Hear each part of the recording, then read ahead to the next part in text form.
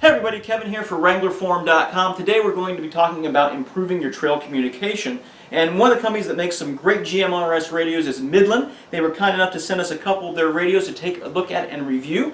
So we're going to put them to the test, show you how to install them, and see exactly how they work. Right out of the gate, let me go ahead and answer the big question that I had, and I'm sure that many of you have. What is the big difference between a CB radio that most of us have been using on the trails for years or decades versus a GMRS system? It's pretty simple. I'm going to keep this really basic. If you think of a CB as using an AM signal and what that sounds like when you're listening in your car, perhaps to talk radio, things like that, versus an FM channel which has music on it, it's a lot crisper on the FM, right? It's a lot clearer. You can go ahead and go underneath an overpass and not lose the signal. You can go ahead and be around other structures and the signal still comes in pretty darn good, versus the AM, which is subject to breaking up or being harder to hear, right, when you're around obstructions and things like that. So that's the single biggest difference right there as far as the signal quality. In addition to that, the GMRS units specifically, these bigger ones have more power than a CB. A CB from the factory has 4 watts of power. This has 15, okay? It's going to be able to send that signal further, so you can send it further and clearer. That's both positive types of things. As far as these little ones, these use, I believe it's 2.8 watts on these, if I'm not mistaken, but it's definitely under 3. These are great too because maybe while they don't have the range of these other ones, they're going to be great as a companion radio, right? You've got that in your main vehicle. You get out maybe to do some spotting, or you're camping at the campsite and someone's going to go down and do a little fishing. You want to keep in contact with them, you can use these. And again, it's going to be that same crisp, clear communication. So let's go ahead and dive in a little bit further on exactly what comes in the boxes. So right here we have the little handhelds, and these are pretty nice. They have 22 channels with them. There's also weather alerts and weather scanning on them. Of course, comes with the dual charger here, and then both of them have one of these earbud slash push-to-talk little buttons right here that clips onto your shirt if you want to. So a nice little package on that as well. And then back here you've got the clip, so it can go on your belt or wherever you want to go ahead and do it. And it's got the menu, motion, scan, weather, all that stuff. The controls are pretty easy to reach. Buttons feel good. Overall, decent build quality. So here is the 275. Few things. Everything is here on the actual mic, right? Everything you need to do. You've got your volume controls up and down right here. You can switch over to weather. You've got a monitor. You can go ahead and scan with this button over here. Right over here you can lock in the channel. That's always good. I know I'm always bumping around things. And then menu lets you into another additional features. And then up here on the top, you've got the main power button right here, and then your channel selection is there as well. Another neat thing on here is that right here it has a USB connection. So if you want to plug in your cell phone, maybe you have a GPS unit, maybe there's enough power to run that on here so you don't have to go ahead and take up another port. That's kind of nice that. And it does come again with this simple accessory plug-in or cigarette lighter depending on how old or new your vehicle is. And then over here, this is kind of cool. This is the actual antenna it comes with. I'm interested to see what kind of range we get with this. I like the fact that it comes with one. I don't have to buy one separately, but we'll see how this does. I've also got another antenna that they were kind enough to send me to test out as well, but I'm going to hold off showing you that, guys, until we get it set up. So right now I'm going to go ahead and plug this into the vehicle and go ahead and show you guys what it looks like when it comes on. So before I go ahead and power up the radio, let's talk about where you can mount it here inside the Jeep. This is a JK Wrangler, so we've got a few different spots we can go with. There is a mounting bracket that comes with the radio, so you could do a mount up on the top of your dash if you wanted to. You could probably go ahead and even put it down on the side of the console. For me, though, I've already got a bunch of stuff up here already. I've got the GPS unit over here. I've got a dash cam up there. I've got a cell phone holder. So for me, what makes the most sense, especially since I'm not going to hardwire this thing to the Jeep, is putting it here in the center console. Got a towel in here so it doesn't roll around, but it fits very nicely in here, and then I can just go ahead and pull the handset out, shut this, and I'm good to go. I still need to figure out where I want to go ahead and put that little mount to hold this, or I might just go ahead and let it sit like that and not worry about it. But let me go ahead and turn it on, because down here in this glove box, or this extra area, is a power adapter, so that is good. And right like that, we've got power in the unit and we're ready to go. Now, as far as the antenna placement goes, very easy with that too. Over here underneath the driver's side, just above, well, if I had a clutch pedal, it would be above the clutch pedal, is an access to get through the firewall. So you can run that antenna line through the and up to the antenna. It's already attached to the antenna on this version.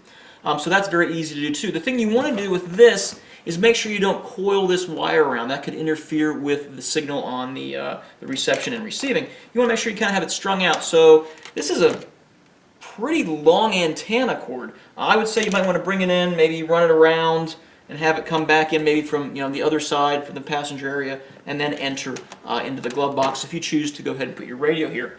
As far as the radio itself, again, you got some volume controls down here. It goes from up to 9 and then back down. See if I can give you guys an idea of how loud that actually is.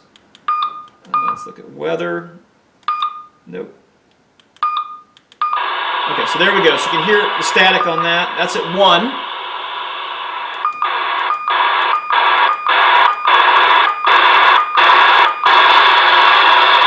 That's all the way at 9.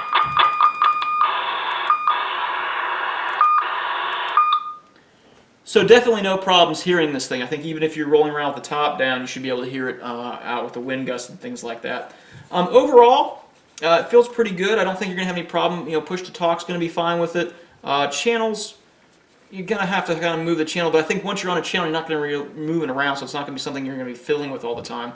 But the other functions are fairly easy to get to with one hand, even while you're driving if you needed to.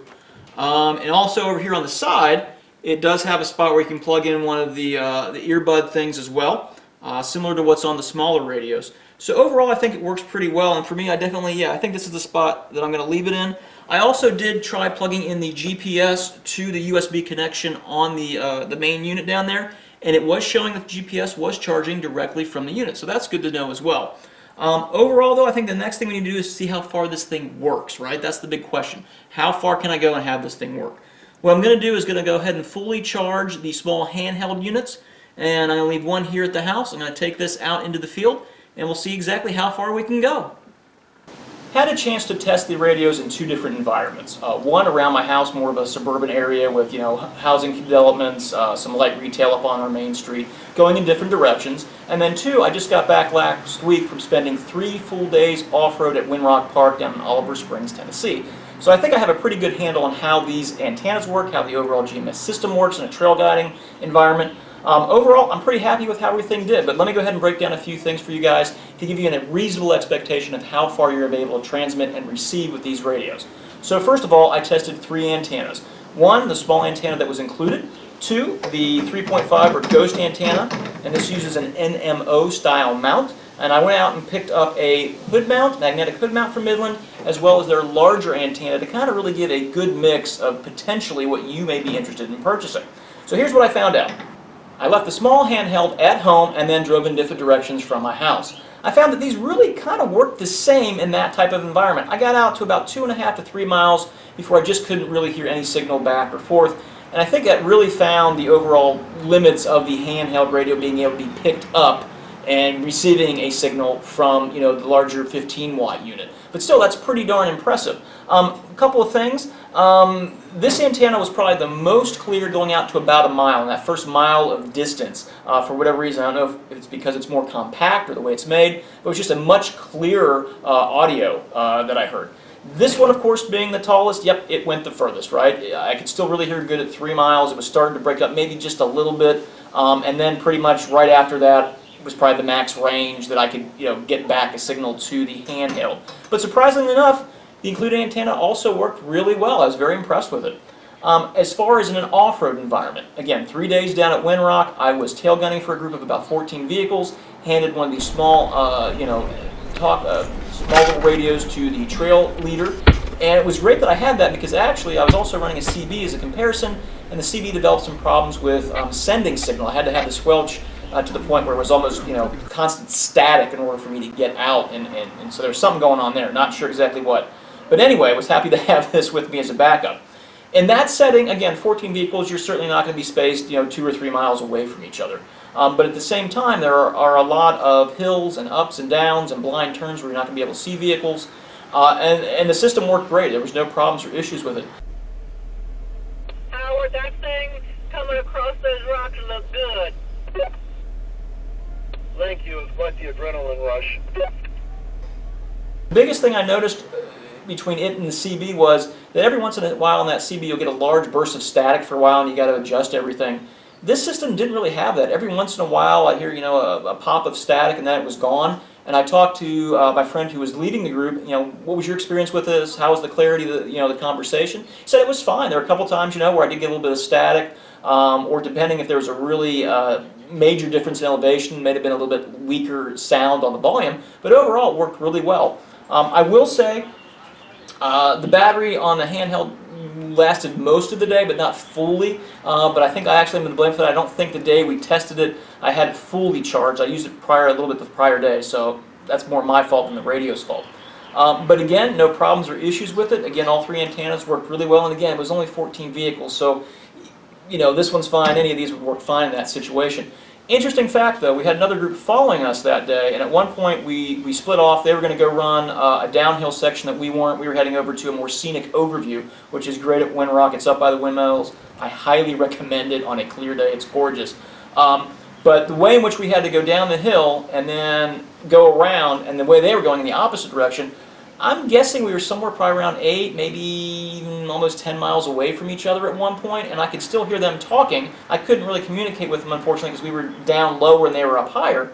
But overall, that was pretty impressive. It sounded like they were right there in the Jeep with me as far as the signal went. So, to wrap up and sum up, yeah, you're going to have some decent distance on this. Again, it's going to be directly related to what that signal has to go over, through, or around, you know, on performance with it. A handheld to the 15 watt is going to be more limited than if you're using two 15 watters or their big 40 watt unit. You're going to get a lot more distance between the two, obviously. These are very similar antennas, but depending on how you want to use them, you may find one works better for your application or where you're going to be off-roading.